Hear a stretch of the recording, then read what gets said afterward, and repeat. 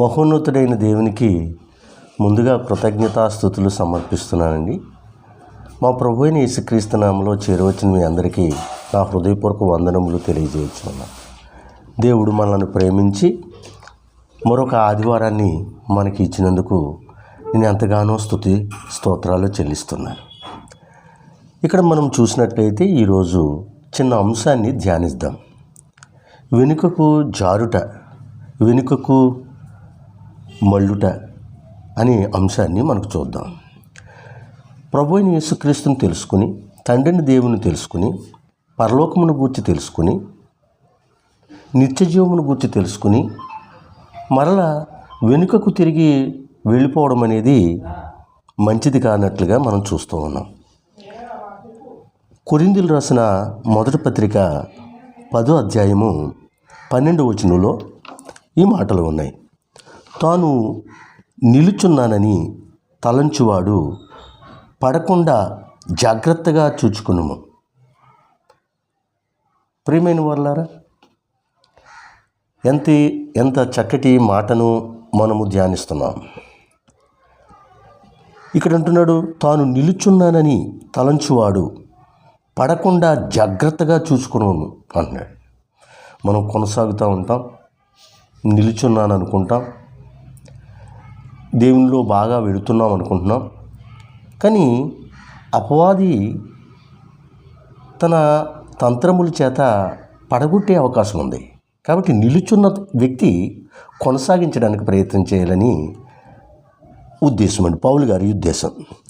ఇక్కడ మనం చూసినట్లయితే తిమోతి రాసిన 2వ పత్రిక 4వ అధ్యాయము 10వ వచనాన్ని మనం చూద్దామండి.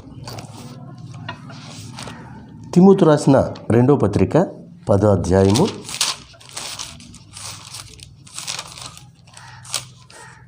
4వ అధ్యాయము 4వ అధ్యాయము 10వ వచనం ఏమని ఉంది? దేమ ఇహలోకమును స్నేహించి నన్ను విడిచి తెసలోనికకు వెళ్ళెను. దేమ అనే పేరు గల వ్యక్తి ఇహలోకమును స్నేహించాడట. ఇహలోకమును ప్రేమించిన వ్యక్తి దేవునిలో కొనసాగలడా?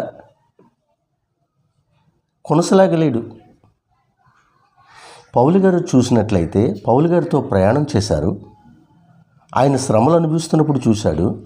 ఆయనతో ప్రయాణించిన వ్యక్తి ఇహలోకమును స్నేహించి అని రాశాడు. ఈ లోకమును స్నేహించి వెళ్ళిపోయాడు. ప్రియమైన వాళ్ళారా, ప్రభు నిమిత్తము ఎన్ని శ్రమలు వచ్చినా, ఇహలోకంలో ఎన్ని వింతలు అభివృద్ధి కనపడుతున్నా, నిలుచున్నామని తలంచిన వాడు పడిపోయే అవకాశం ఉంది. కాబట్టి ఇహలోకమును స్నేహించొద్దని చెప్తూ ఉన్నాడు. ఇక్కడ మనం చూసినట్లయితే దేమ ఈ లోకమును స్నేహించి వెనుదిరిగాడు. జారిపడిన వల్ల నష్టాలు ఉన్నాయి. అలా వెళ్ళిపోవడం వల్ల నష్టాలు ఉన్నాయి. పడిపోవడానికి కారణాలు చూద్దాం. అసలు మనము పడిపోవడానికి, నిలిచి ఉండకపోవడానికి కొన్ని కారణాలు చూద్దాం. మొదటగా అపవాది తంత్రాలని మనం చూసినట్లయితే లూకా సువార్త 22వ అధ్యాయము 31వ వచనంలో ఈ మాటలు మనం చాలా జాగ్రత్తగా పరిశీలిద్దామండి. లూకా సువార్త 22:31లో మనం చూసినట్లయితే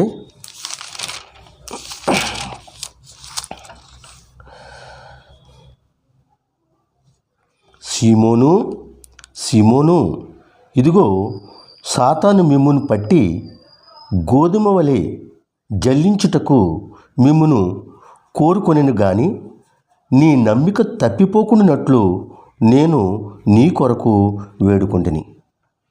చూసారా ప్రియమైన వాళ్ళారా? అంటే విశ్వాసం నుంచి తొలగిపోయే అవకాశం ఉందని ఇక్కడ మనకు కనబడుతూ ఉంది. జారిపోయే అవకాశం, వెనుదిరిగే అవకాశం. కాబట్టి సీమోను పడిపోకుండా, నమ్మకములో పడిపోకుండా ప్రభువైన యేసుక్రీస్తు ప్రార్థన చేస్తున్నట్లుగా మనం చూస్తూ ఉన్నాం. ఇక్కడ మనము అలాంటిది ఉన్నది కాబట్టి జాగ్రత్తగా ఉండాలి. శ్రమలు, హింసలు రాగానే మనము లోకం వైపు, ఇహలోకమును సేవించే విధంగా ప్రవర్తించకూడదు. మత్తయి సువార్త 13వ అధ్యాయము 20వ వచనంలో ఈ మాటలు ఉన్నాయి. మత్తయి సువార్త 13వ అధ్యాయము 20వ వచనంలో ఈ మాటలు మరి విశేషంగా మనకి కనబడుతూ ఉన్నాయి. జాగ్రత్తగా గమనించండి ప్రియమైన వాళ్ళారా. 21లో అయితే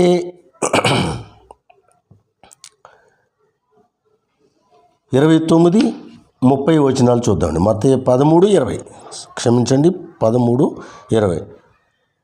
రాతి నేలను విత్తబడిన వాడు వాక్యం విని వెంటనే సంతోషముతో దాన్ని అంగీకరించువాడు. అయితే అతనిలో వేరు లేనందున అతడు కొంతకాలము నిలుచును గాని వాక్యము నిమిత్తము శ్రమ అయినను హింస అయినను కలుగగానే అభ్యంతరపడును. చూసారా, వాక్యం నిమిత్తం శ్రమ అయినను హింస అయినను కలగగానే అభ్యంతరపడతాడు. ఏంటి, నేను కొనసాగుతున్నాను కదా, ఎందుకు ఈ విధంగా జరుగుతుంది నాకు అని ఆలోచన చేస్తాడు. అయినప్పటికీ తన గురించి ఏం చెప్పాడంటే, ముండ్ల పొదల్లో విత్తబడిన వాడు వాక్యం వినువాడే గాని హైకిక విచారములు ధనమోహమును ఆ వాక్యమును అణచివేయును గనుక వాడు నిష్ఫలుడగును. ప్రియమైన వాళ్ళారా, ఇక్కడ మనం చూసినట్లయితే ముండ్ల పొదల్లో విత్తబడిన వాడు వాక్యం వినువాడే గాని హైకిక విచారమును ధనమోహములను ఆ వాక్యమును అణిచివేయును గనుక వాడు నిష్ఫలుడు. కాబట్టి మనం ఆలోచన చేసినట్లయితే శ్రమ, కష్టము మన ప్రయాణంలో వస్తుంది. ఒక మంచి వ్యక్తికి తప్పనిసరిగా శ్రమ వస్తుంది. ప్రశ్నలు ఎదుర్కోగలుగుతాం. ఆ బాధల్లో ఒక మంచి వ్యక్తి 10 మంది మంచి కాని వారి మధ్యన ఉన్నప్పుడు శ్రమలు వస్తాయి తప్పనిసరిగా. అయినప్పటికీ మనము ఆ శ్రమలలో వెనుక తిరిగి చూడకూడదని ఈ మాటలు తెలియజేస్తూ ఉన్నాయి. కాబట్టి ధనము మనిషిని ఆకర్షిస్తుంది ఇహలోకంలో. అలా వెళ్ళకూడదని ప్రభువైన యేసుక్రీస్తు ఉపమానంలో మనం చూస్తున్నాం. లోకాశలను మనం చూసినట్లయితే ఇదే వాక్యంలో పడిపోవడానికి కారణాలు చూస్తున్నాం. మూడవదిగా 1 యోహాను పత్రిక 2వ అధ్యాయము 15వ వచనాన్ని మనం చూద్దాం. 1 యోహాను పత్రిక 2వ అధ్యాయము 15వ వచనం ఏమనుంది? ఈ లోకమునైనను లోకములో ఉన్నవాటినైనను ప్రేమింపకుడి. ఎవడైనను లోకమును ప్రేమించిన ఎడల తండ్రి ప్రేమ వానిలో నుండదు. లోకములోను ఉన్నదంతయు అనగా శరీరాశయు, నేత్రాశయు, జీవపడంబమును తండ్రి వలన పుట్టినవి కావు. అవి లోక సంబంధమైనవే. లోకమును దాని ఆశయు గతించిపోవచ్చున్నవి గాని దేవుని చిత్తమును జరిగించువాడు నిరంతరమును నిలుచును. చాలా స్పష్టంగా మనకు చెప్తుంది. లోకమును ప్రేమించుట వాక్యమును కాదండి, లోకమును ప్రేమించుట దేవుణ్ణి కాదండి. లోకమును ప్రేమించు వారు దేవుని ప్రేమను పొందలేరు అని చెప్తూ ఉంది, వానిలో ఉండదు అని చెప్తూ ఉంది. ఇంకా మనం చూస్తే లోకములో ఉన్నదంతయు అనగా శరీరాశయు, నేత్రాశయు, జీవపడంబమును తండ్రి వలన పుట్టినవి కావు. మనం ప్రారంభంలో చూస్తాము, ఆదికాండములో ఆ మూడింటిని చూపించే ఆదాముని అవ్వని ఈ లోకంలోనికి లోకాశలకు గురి చేసినట్లుగా మనం చూసాము. ప్రియమైన వాళ్ళారా, ఆలోచన చేయండి. ఈ లోకాశలు ఎంత ఆకర్షణీయంగా ఉంటాయో. యవనస్తులు జాగ్రత్తగా వాక్యాన్ని ధ్యానించాలి ప్రియమైన వాళ్ళారా. ఒకవేళ మీకు వాక్యం దొరికితే ఏదైనా శ్రమ వస్తే వెనుక తిరిగిపోకూడదు. మనం చాలాసార్లు విన్నాం, నాగటి మీద చేయి పెట్టి వెనుక తిరుగువాడు అంటున్నాడు. ఇది ఒక ప్రయాణం, ఒక సాహసం, ఒక గురికి వెళుతూ ఉన్నాం. నిత్య జీవం అనే గురికి ప్రయాణం చేస్తున్నాం. అలాంటప్పుడు తప్పనిసరిగా ఎదురవుతున్న ఈ సమస్యలను మనం ఎదుర్కొనవలసిందే. కానీ తండ్రితో మాట్లాడి, తండ్రి దగ్గర ప్రతిరోజు ప్రార్థన ద్వారా కలుసుకుని ఎదిరించవలసిందే. కానీ వెనుతిరగకూడదు, లోకంలో కలుసుకుపోకూడదని ఈ మాటలు చెప్తున్నాయి. నేత్రాశ చూసినట్లయితే మనకు తెలియనిది ఏముంది? నేత్రాశ, శరీరాశ, ఇవే జీవపుటంబము, ఇవే మానవుని. ఆ మూడింటిని ప్రభువైన యేసుక్రీస్తుకు చూపించింది అపవాది. కానీ దాన్ని వాక్యం చేత ఆయన జయించినట్లుగా మనం చూస్తూ ఉన్నాం మత్తయి సువార్త 4వ అధ్యాయంలో. ప్రియమైన వాళ్ళారా, ఆలోచన చేద్దాం. ఈ ఒకవేళ శ్రమైనా కష్టమైనా వస్తే మనము వెనుతిరిగేవారుగా ఉన్నామా, లేదంటే కొనసాగుతోకి సిద్ధపడి ఉన్నామా? ఇక్కడ మనం చూసినట్లయితే లోకంలో గొప్పగా బ్రతకాలనేటప్పుడు పడిపోయే అవకాశం ఉంది. ఒక మాట మనం చూసినట్లయితే గొప్పగా బ్రతకాలి నేను అన్నప్పుడు పడిపోయే అవకాశం ఉంది. ఇంకా చూసినట్లయితే రోమీలకు రాసిన పత్రిక 8వ అధ్యాయము 13వ వచనంలో మనం చూస్తామండి. రోమీలకు రాసిన పత్రిక 8వ అధ్యాయము 13వ వచనాన్ని మనం చూద్దాం. ఏమనుంది చదువుదామండి. మీరు శరీరానుసారముగా ప్రవర్తించిన ఎడల సావవలసిన వారే ఇందురు కానీ ఆత్మచేత శరీర క్రియలను చంపిన ఎడల జీవించెదరు.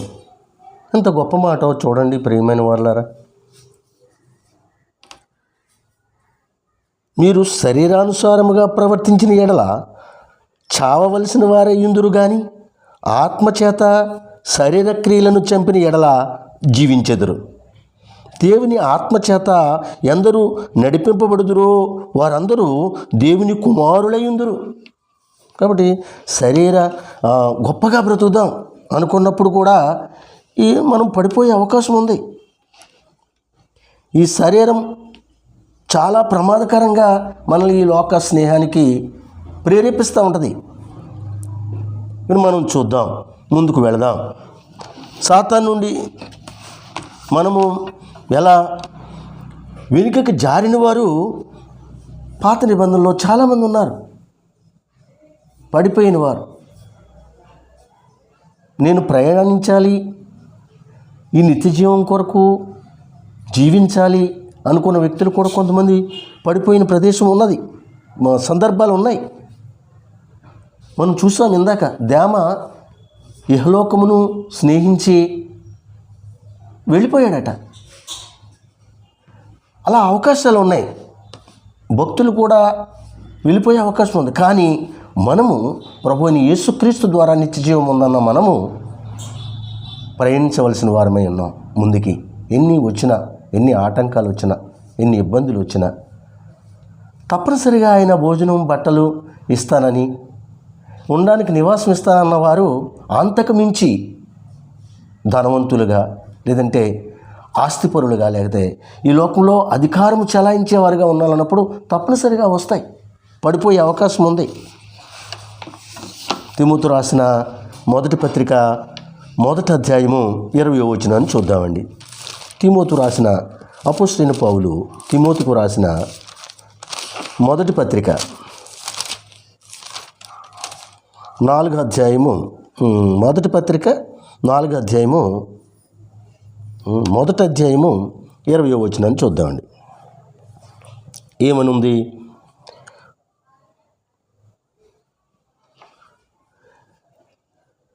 1:20 ఏముందంటే, తిమోతి రాసిన మొదటి పత్రికలో వారిలో హుమెనైనను అలెగ్జాంద్రును ఉన్నారు. వీరు దూషింపకుండు శిక్షింపబడుటకై వీరిని సాతానునకు అప్పగించి తిని అంటున్నాడు. ఎందువలన ప్రియమైన వాళ్ళారా, అలాంటి వారిలో, పడిపోయిన వారిలో ఇక్కడ వ్యక్తుల పేర్లు చెప్తూ ఉన్నాడు. వారిలో హుమెనైనను అలెగ్జాంద్రుడును ఉన్నారు. వీరు దూషింపకుండా శిక్షింపబడుటకై వీరిని సాతానుకు అప్పగించిందంటున్నాడు. చూడండి ప్రియమైన వారలారా, యెహోలోకమును స్నేహించినప్పుడు వాక్యం వానిలో ఉండదు. అలా విసికించిన వారిని గురించి పరిశుద్ధాత్మ ఆ విధంగా చెప్తూ ఉన్నాడు. ఇంకా మనం చూసినట్లయితే ఇక్కడ ఒక ప్రత్యేకమైన మాటలు ఉన్నాయి. గలతీలకు రాసిన పత్రిక 1వ అధ్యాయము 4 నుంచి కొన్ని మాటలు చూద్దామండి. గలతీలకు రాసిన పత్రిక 4వ అధ్యాయము 1 నుంచి కొన్ని మాటలు చూద్దాం. 1వ అధ్యాయము 4 నుండి. గలతీలకు రాసిన పత్రిక 1వ అధ్యాయము 4 నుంచి 7 వరకు మనం చూసినట్లయితే, మన తండ్రి అయిన దేవుని చిత్త ప్రకారము క్రీస్తు మనలను ప్రస్తుతపు దుష్టకాలములో నుండి విమోచింపవలెనని మన పాపముల నిమిత్తము తన్ను తాను అప్పగించుకొనెను. దేవునికి యుగయుగములకు మహిమ కలుగునుగాక. ఆమేన్. క్రీస్తు కృపను బట్టి మిమ్మును పిలిచిన వారిని విడిచి భిన్నమైన సువార్త తట్టుకు మీరింత త్వరగా తిరిగిపోవట చూడగా నాకు ఆశ్చర్యమొకచున్నది అంటూ ఉన్నాడు. అది మరి ఒక సువార్త కాదు కానీ క్రీస్తు సువార్తను చెరుపుగోరి మిమ్మును కలవరపరచువారు కొందరున్నారు. చూసారా ప్రియమైన వాళ్ళారా, అపోస్తలుడైన పౌలు ద్వారా విన్న వీరు పయనిస్తున్న వీళ్ళలో ఒక అబద్ధ బోధ, లేదంటే పాత నిబంధనలో సున్నతి పొందితేనే కానీ యేసుక్రీస్తుని నమ్మొచ్చు, మీరు బాప్తిసం తీసుకోవచ్చు, కానీ సున్నతి మాత్రం పొందాలనే బోధ వారు ఆకర్షితులయ్యారు. మళ్ళీ వెనుకకు తిరిగారు. వాళ్ళు మూలపాఠములతో తిరుగుతూ ఉన్నారు. అలా తిరిగినప్పుడు అపోస్తలుడైన పౌలు అంటున్నారు ఈ మాటలు: క్రీస్తు కృపను బట్టి మిమ్మల్ని పిలిచిన వారిని విడిచి భిన్నమైన సువార్త తట్టుకు మీరింత త్వరగా తిరిగిపోవట చూడగా నాకు ఆశ్చర్యమొకచున్నది అన్నాడు. త్వరగా తిరిగిపోవట మనం చూస్తూ ఉంటాం. ఎవరైనా ఏదని చెప్పినా కింద అంటాడు, మళ్ళా మేము వచ్చి ఇది కాదని చెప్పినా మీరు నమ్మొద్దు అంటాడు. ఎందువలన? ఒక్కసారే ఇవ్వబడినది పరిశుద్ధులకు. యోధా పత్రికలో మనకు తెలిసిన విషయమే. మరొకసారి చెప్పడానికి లేదు. ఒక్కసారి ఇవ్వబడ్డది. ఒకసారి చెప్తే మళ్ళా మేము వచ్చి చెప్పినా మీరు అది నమ్మొద్దు అన్నాడు. ఒక దూత వచ్చిన ఇంకేమన్నాడండి? కింద అంటాడు 8వ వచనంలో, మేము మీకు ప్రకటించిన సువార్త గాక మరి ఒక సువార్తను మేమైనను పరలోకము నుండి వచ్చిన ఒక దూత అయినను మీకు ప్రకటించిన ఎడల అతడు శాపగ్రస్తుడవునుగాక అన్నాడు. దూత చెప్పిన వినకూడదు అని చెప్తూ ఉన్నాడు. మనము చూసినట్లయితే పాత నిబంధనలో దూత చెప్పినా, అంటే మేమొచ్చి చెప్పినా వినకూడదు, పరలోకం నుండి దూత వచ్చి ఇది కాదు అని చెప్పినా మనం వినకూడదని ఈ మాటలు తేటపరచబడుతున్నాయి. పాత నిబంధన కాలంలో, యెరోబాము కాలంలో ఒక యాజకుడు వెళ్ళి, రాజు పంపగా వెళ్ళి అతడు వేరొక మందసం కట్టి వారు పూజ చేస్తున్నప్పుడు ఆ రాజుని గద్దించినప్పుడు అన్నాడు, ఆ రాజుని కొట్టడానికి చెయ్యి చేస్తున్నప్పుడు ఆ చెయ్యి ఎండిపోవడనట్టుగా మనం చూస్తాం. అప్పుడు మా ఇంటికి వచ్చి భోజనం చేయమంటే నన్ను పంపినవాడు ఎక్కడా భోజనం చేయకూడదు అని చెప్పినప్పుడు అక్కడ భోజనం చేయకుండా వెళ్ళిపోతున్నప్పుడు అక్కడ విన్నవారిలో ఒక యవనస్తులు వెళ్ళి, నీవు ఉన్నావు, ఒక ప్రవక్త వచ్చాడు, అతను చాలా బాగా ప్రవచించినప్పుడు ఇలా జరిగింది అని తండ్రికి చెప్పినప్పుడు ఆ ముసలి ప్రవక్త గాడిద కట్టుకుని అతనికి ఎదురుగా వెళ్ళి ఒక దిక్కునున్న అతన్ని కలుసుకుని అంటాడు, నీవు మా ఇంటికి వచ్చి భోజనం చెయ్యి అంటాడు. అయితే అయ్యా నేను ఎక్కడ భోజనం చేయకూడదు, తిరిగి వెళ్ళిపోవాలి అని చెప్పినప్పుడు అంటాడు, నేను కూడా ప్రవక్తని, నాకు రాత్రి ఒక దర్శనంలో దేవదూత వచ్చి చెప్పింది నేను ఇంటికి తీసుకురమ్మని అని చెప్పినప్పుడు నమ్మేసి వెళ్ళాడు. తన ప్రాణం పోయినట్లుగా మనం చూస్తాం పాత నిబంధనలో. ఎంత ప్రమాదమో చూడండి. అదే పౌలు గారు అంటున్నాడు, క్రీస్తు కృపను బట్టి మిమ్మల్ని పిలిచిన వారిని విడిచి భిన్నమైన సువార్త తట్టుకు మీరింత త్వరగా తిరిగిపోవట చూడగా నాకు ఆశ్చర్యమొగుచున్నది. అది మరి ఒక సువార్త కాదు కానీ క్రీస్తు సువార్తను చెరపగోరి మిమ్మల్ని కలవరపరచువారు కొందరున్నారు. మేము మీకు ప్రకటించిన సువార్త గాక మరి ఒక సువార్త మేమైనను పరలోకము నుండి వచ్చిన ఒక దూతైనను మీకు ప్రకటించిన ఎడల అతడు శాపగ్రస్తుడవును గాక. చూడండి, పరలోకం నుంచి వచ్చి చెప్పింది నాకు, నువ్వు వచ్చి ఇంటికి వచ్చి భోజనం చేయన్నాడు. లేదు, ఎవరి చేత నీవు పంపబడ్డావో ఆ వ్యక్తి చెప్పాలి. ఒక్కసారి ఇవ్వబడిన ఈ బోధను విడిచి మనము ప్రక్కకి వెళ్ళకూడదు. ప్రియమైన వాళ్ళారా, అబద్ధ బోధ వైపు తిరగకూడదు అని ఇక్కడ మనం క్లియర్గా చూస్తూ ఉన్నాం. ఇక్కడ ఒక వ్యక్తి ఉన్నాడు, గారడి సీమోన్ అనే వ్యక్తి ఉన్నాడు. వెనుకకు తొలగిన వారు ఉన్నారు, లోకం వైపు వెళ్ళిన వారు ఉన్నారు. వాళ్ళని చూసి బుద్ధి కలగడం కోసం, బోధ కలగడం కోసం పాత నిబంధనలో వారిని ఉంచాడు.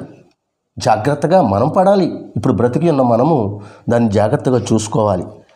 ఒకసారి మనము అపోస్తల కార్యగ్రంథం 8వ అధ్యాయము, అపోస్తల కార్యగ్రంథం 8వ అధ్యాయము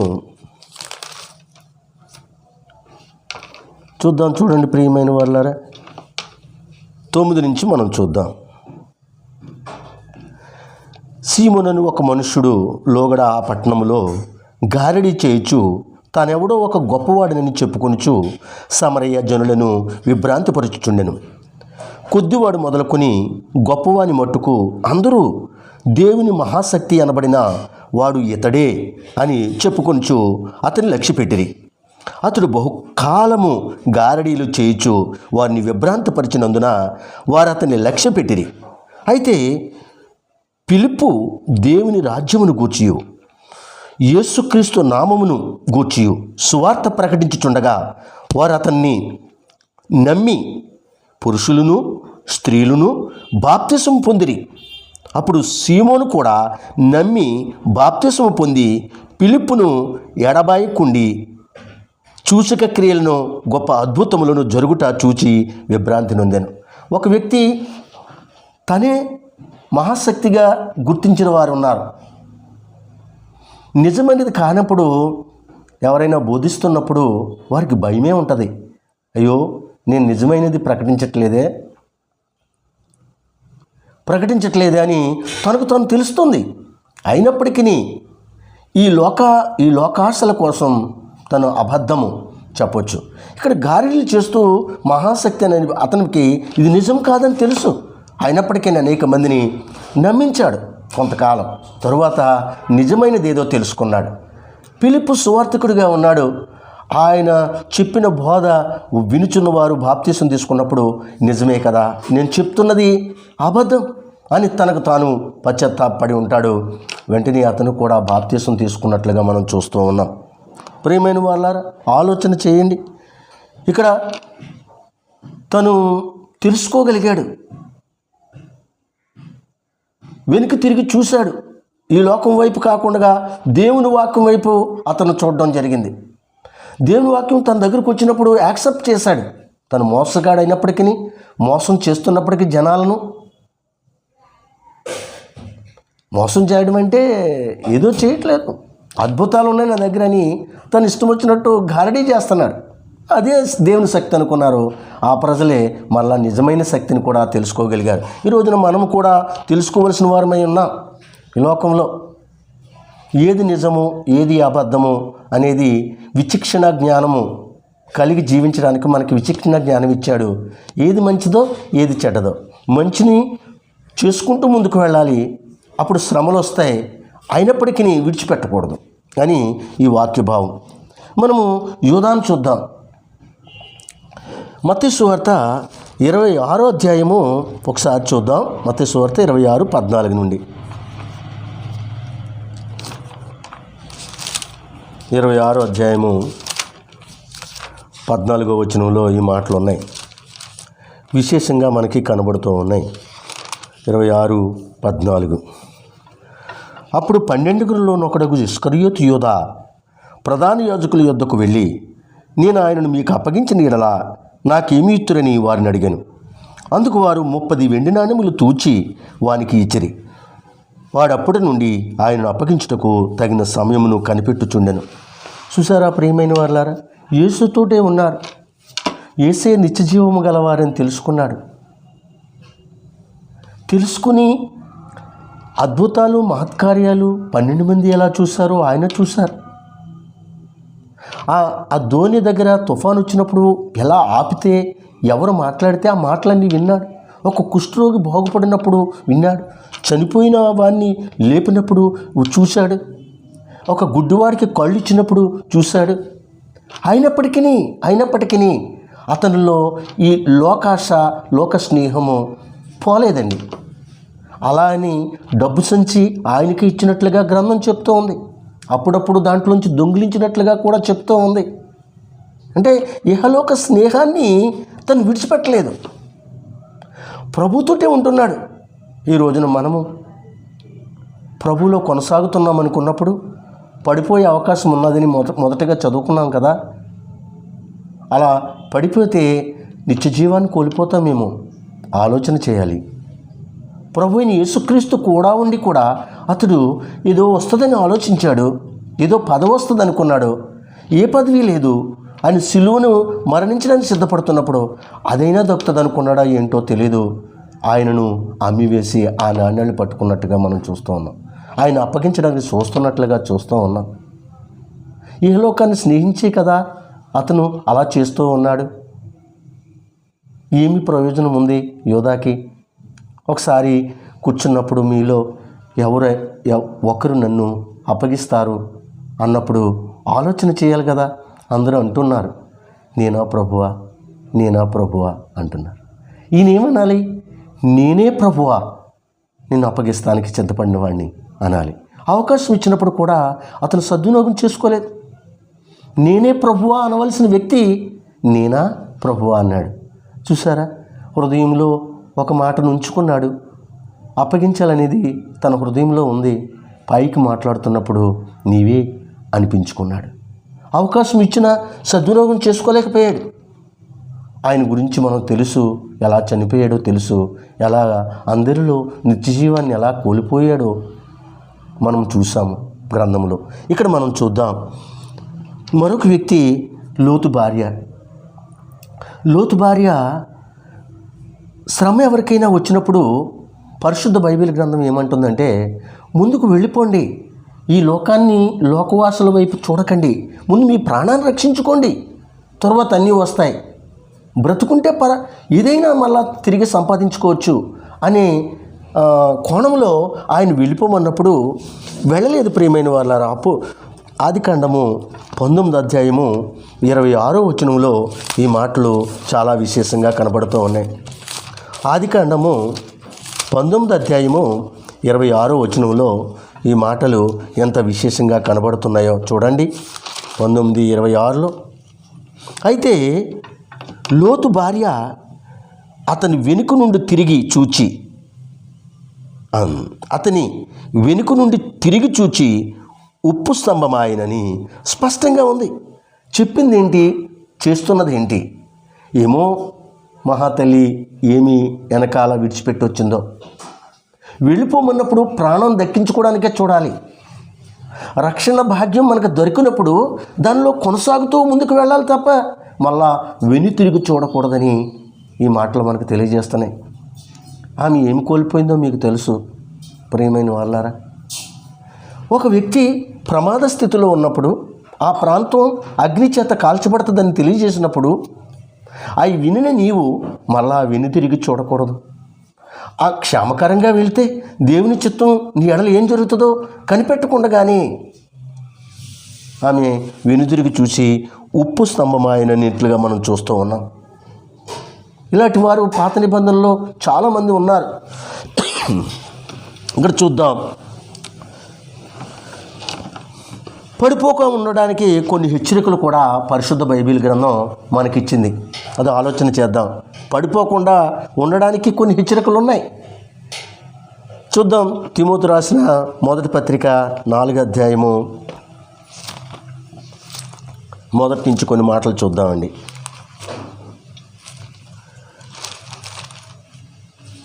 అపోస్తలుడైన పౌలు తిమోతికు రాసిన మొదటి పత్రిక 4వ అధ్యాయము మొదటి నుంచి కొన్ని చూద్దాం.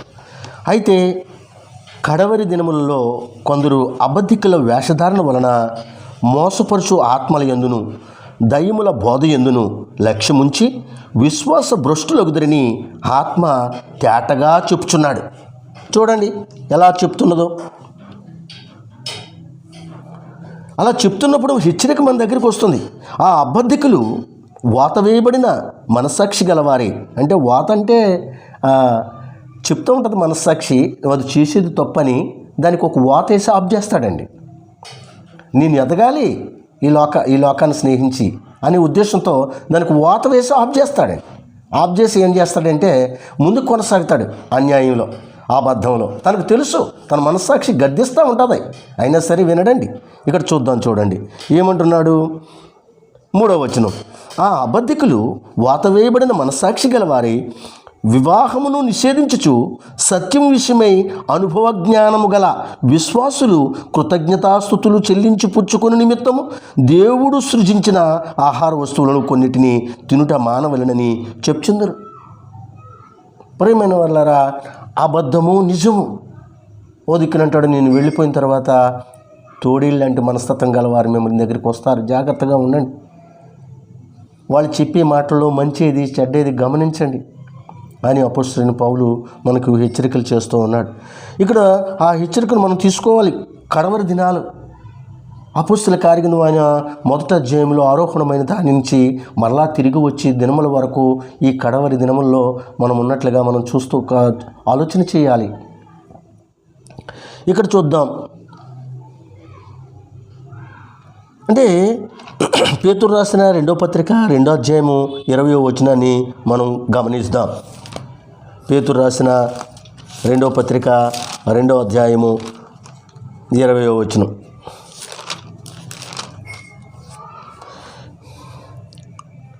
వారు ప్రభువును రక్షకుడినైన యేసుక్రీస్తు విషయమైన అనుభవ జ్ఞానము చేత ఈ లోకమాలిన్యములను తప్పించుకునిన తరువాత మరలా వాటిలో చిక్కుబడి వాటి చేత జయింపబడిన ఎడల వారి కడవరి స్థితి మొదటి స్థితి కంటే మరి చెడ్డదగును. చూడండి, అంటే ఒక వ్యక్తి కొనసాగుతూ మళ్ళా పడిపోయే అవకాశం ఉంది కాబట్టి జాగ్రత్తగా ముందుకు వెళ్ళాలి. తరువాత మరలా వాటిలో చిక్కుబడకూడదు, వాటి చేత జయింపబడకూడదు.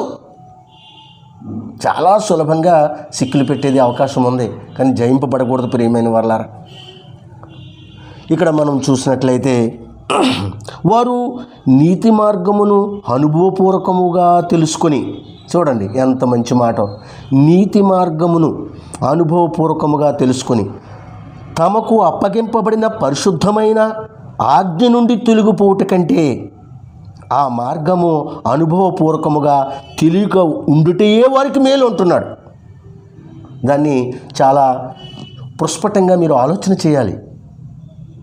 ఆ మాటలు కింద అంటాడు 22వ వచనంలో, కుక్క తన వాంతికి తిరిగినట్టును కడుగబడిన పంది బురదలో దొర్లుటకు మళ్ళునట్లును అను నిజమైన సామెత చొప్పున వీరికి సంభవించెను అంటున్నాడు. ఎంత ఆ ఉదాహరణ ఎలాగా చెడ్డగా ఉంది. అంతటి తక్కువ స్థితిలోనికి మళ్ళా వెళ్ళిపోయే పరిస్థితి ఉంది. కాబట్టి తాను నిల్చున్నానని చెప్పుకునేవాడు పడిపోకుండా జాగ్రత్తగా చూసుకోవాల్సిన బాధ్యత మన మీద ఉంది. ప్రియమైన వాళ్ళారా, ఆలోచన చేయండి. ఈ సాయంకాల సమయమందు మీరు తప్పక ఆలోచన చేయాలి. ఈ మాటలు ఉన్నవి ఉన్నట్టుగా మనము ధ్యానించవలసిన వారమై ఉన్నాం. ఇంకా అంటాడు కొరింథీయులు రాసిన మొదటి పత్రిక 9వ అధ్యాయము 27వ వచనాన్ని మనం చూద్దామండి. 9:27లో ఈ మాటలు విశేషంగా ఉన్నాయి. 9వ అధ్యాయము 27లో ఏమంటాడండి, గాలిని కొట్టినట్టు నేను పోట్లాడుట లేదు, కానీ ఒకవేళ ఇతరులకు ప్రకటించిన తరువాత నేనే భ్రష్టుడనైపోదునేమో అని నా శరీరమును నలగొట్టుకుని దాన్ని లోపరుచుకొనుచున్నాను. అంటే ఈ శరీరము ఎప్పుడైనా శరీరాశకు నేత్రాశకు జీవపడంబానికి గురయ్యే అవకాశం ఉంది. కానీ దాన్ని నలగొట్టుకోవాలి, సాధన చేయాలి. ఎక్సర్సైజ్ చేసేవాళ్ళు తన ఆరోగ్యం కొరకు ఎలాగైతే సాధన చేస్తారో మనము కూడా ఈ ఆధ్యాత్మికమైన జీవితంలో ముందుకు వెళుతున్నప్పుడు ఎదురయ్యే ప్రతి దానికి మనము సాధన చేయవలసిన వారమని అపోస్తలుడైన పౌలు అంటున్నాడు, నా శరీరమును నలగొట్టుకొని దాన్ని లోబరుచుకొనుచున్నాను. ఎంత సాధన! ఈ రాత్రి మనం ఆలోచన చేయాలి. మన శరీరమును ఏదైనా లోక సంబంధమైన ఆలోచన వచ్చినప్పుడు నలగొట్టుకొని మనము మనస్సాక్షిని సరైనదిగా తండ్రిని దేవుని ఎదుట ఉంచుకోవాలి. ప్రియమైన వాళ్ళారా, ఇంకా అంటాడు కాబట్టి కొరింథీయులకు రాసిన మొదటి పత్రిక 10వ అధ్యాయము 12వ వచనంలో ఏమంటాడంటే, తాను నిలుచున్నానని ఇందాక చెప్పిందే, తాను నిలుచున్నానని చెప్పుకునేవాడు పడిపోకుండా చూసుకోవడానికి అపోస్తలుడైన పౌలు ప్రయత్నం చేస్తున్నాడు, సాధన చేస్తూ ఉన్నాడు. ఎంత గొప్ప విషయం! నీవు నేను సాధన చేస్తున్నామా? ఈ శరీర విషయంలో దానికి లోబడుతున్నామా? దాన్ని సాధించగలుగుతున్నామా? వెనుకకు చూడకుండా ఇహలోకమును స్నేహించకుండా బ్రతుకుతున్నామా? ఆలోచన చేయాలి ప్రియమైన వాళ్ళారా. ఇంక మనం చూద్దాం, పడిపోకుండా ఉండడానికి కొన్ని సదుపాయాలు దేవుని సహవాసంలో మనకు దొరుకుతాయి. పరిశుద్ధ బైబిల్ గ్రంథం నుండి కీర్తన గ్రంథము 121 నేను ముగించడానికి ఒక 5 నిమిషాల్లో నేను ముగించేస్తాను. 121 కీర్తన గ్రంథము 121వ కీర్తన.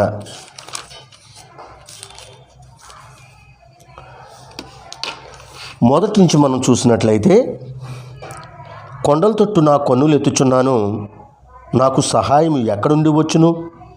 యెహోవా వలనే నాకు సహాయము కలుగును, ఆయన భూమి ఆకాశములను సృజించినవాడు. ఈ మాటల యందు లక్ష్యం ఉంచండి. ఆయన నీ పాదమును తొట్టిల్లనీయడు, నిన్ను కాపాడువాడు కునుకడు, ఇశ్రాయేలును కాపాడువాడు కునుకడు, నిద్రపోడు. మనం ఆలోచన చేయాలి ప్రియమైన వాళ్ళారా. ఇశ్రాయేలును కాపాడువాడంటే ఈ కొత్త నిబంధనలో ప్రభువైన యేసుక్రీస్తు ద్వారా ఆయన యందు విశ్వాసం ఉంచి నమ్మి బాప్తిసం తీసుకుని రక్షణలో కొనసాగుతున్న వ్యక్తి, నిలుచున్న వ్యక్తి, తను పడిపోకుండా చూసుకోవలసిన బాధ్యత తన మీదే ఉన్నది. ప్రియమైన వాళ్ళారా, కొండల తట్టు నా కన్నులెత్తుచున్నాను, నాకు సహాయం ఎక్కడుండి వచ్చును? యెహోవా వల్లనే నాకు సహాయం కలుగు, దేవుని వల్లనే నాకు సహాయం కలుగుతుందని తను గ్రహించినప్పుడు మనం గ్రహించవద్దా? ఇంకేమన్నాడు? యెహోవా వల్లనే ఆయన భూమి ఆకాశమును సృజించినవాడు. మంచి మాట వాడుతూ ఉన్నాడు. నిజమే, ఈ భూమిని ఆకాశాన్ని తండ్రిని దేవుడు కలుగు చేశాడు తన మాట చొప్పున. మనం ఆదికాండంలో మన మొదటి అధ్యాయంలోని ఆ మాటలు మనం చూడగలం. ఇక్కడ మనం చూడండి, ఇంకా అపోస్తల కార్యగ్రంథం 20వ అధ్యాయము 32వ వచనాన్ని మనం చూద్దామండి. అపోస్తల కార్యగ్రంథం 20వ అధ్యాయము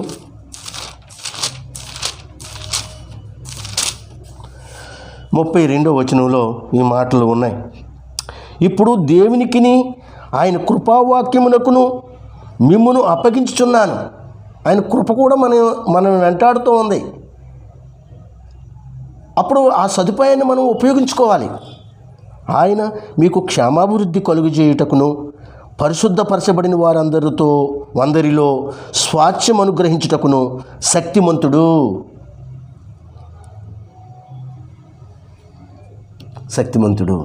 ఆయన సదుపాయం కూడా ఆయన పడిపోకుండా ఉండడానికి ఇటువంటి మాటలు వాక్యానికి అప్పచెప్పేవాడు. మనల్ని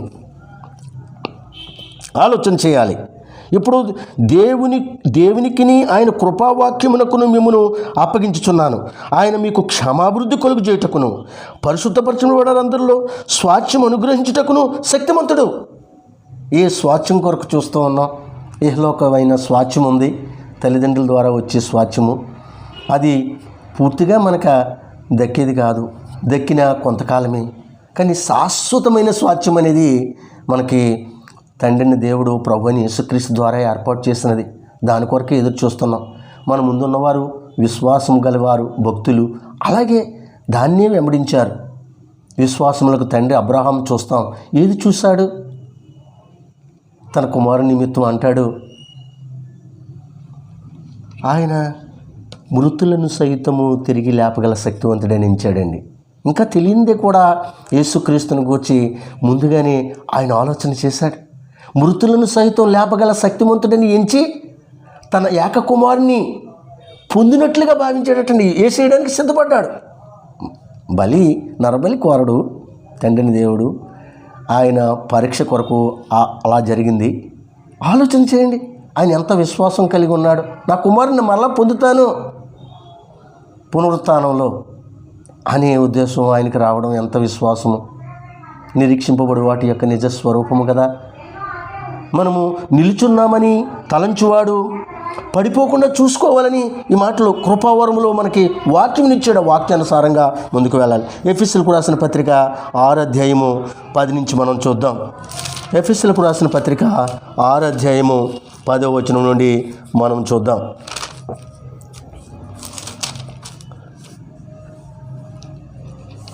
గనుక ప్రభువుకి ఏది ప్రీతికరమైనదో దాన్ని పరీక్షించుచు వెలుగు సంబంధుల వలె నడుచుకొనుడి.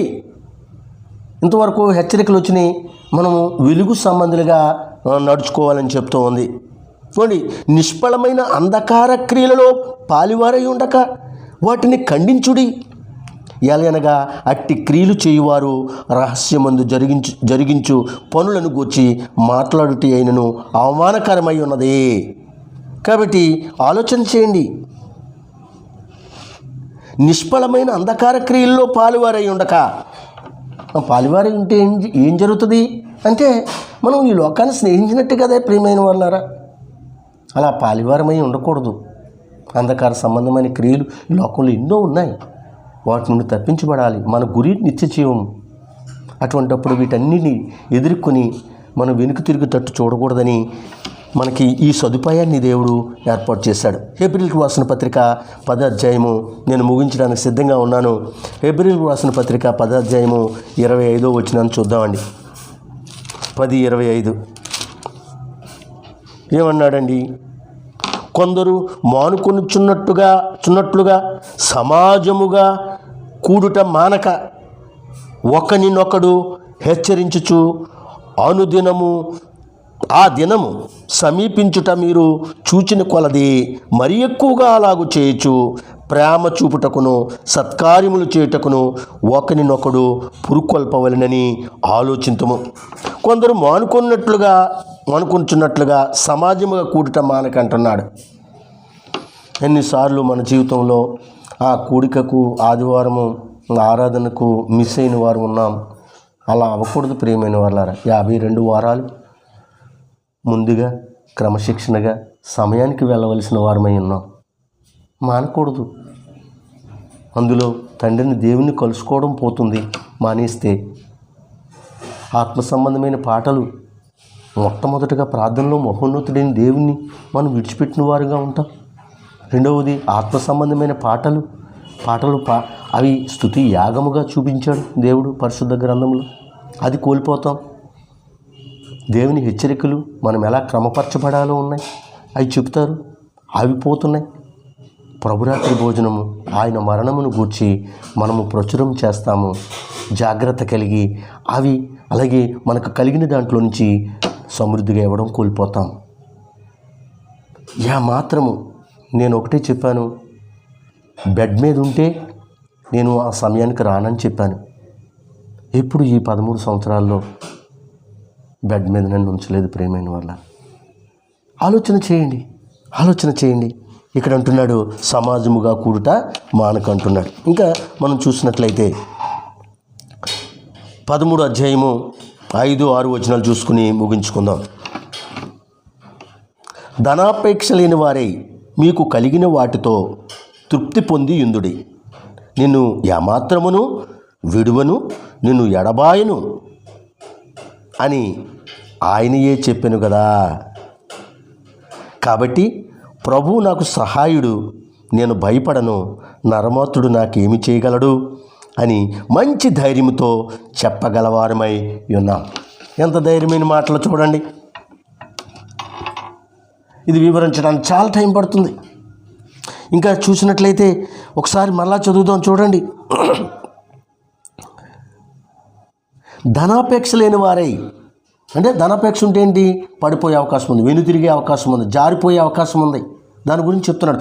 ధనాపేక్ష లేని వారే మీకు కలిగిన వాటితో తృప్తి పొందియుందుడే. నిన్ను ఏమాత్రమును విడువను, నిన్ను ఎడబాయను, ఎన్నడూనూ ఎడబాయను అని ఆయనే చెప్పాను కదా. కాబట్టి ప్రభువు నాకు సహాయుడు, నేను భయపడను, నరమాత్రుడు నాకేం చేయగలడు అని మంచి ధైర్యంతో చెప్పగలవారమై ఉన్నాం. ఎందుకని? ఆయన అంతటి భరోసా మనకిచ్చాడు. ప్రియమైన వాళ్ళారా, ఆలోచన చేయండి. మనము చాలాసార్లు ఒకసారి రివ్యూ చేసుకున్నట్లయితే తాను నిలుచున్నానని తలంచివాడు పడిపోకుండా చూసుకోవాల్సిన బాధ్యత మన మీద ఉంది. అలాంటి హెచ్చరికలు మీరు అంగీకరించి ఓపికగా విన్న మీ అందరికీ నా హృదయపూర్వక వందనములు తెలియజేస్తూ ఈ మాటలు నేను ముగించు ఉన్నాను. అందరికీ వందనాలండి. ఓపికగా విన్న మీ అందరికీ ఉంటానండి. వందనాలు.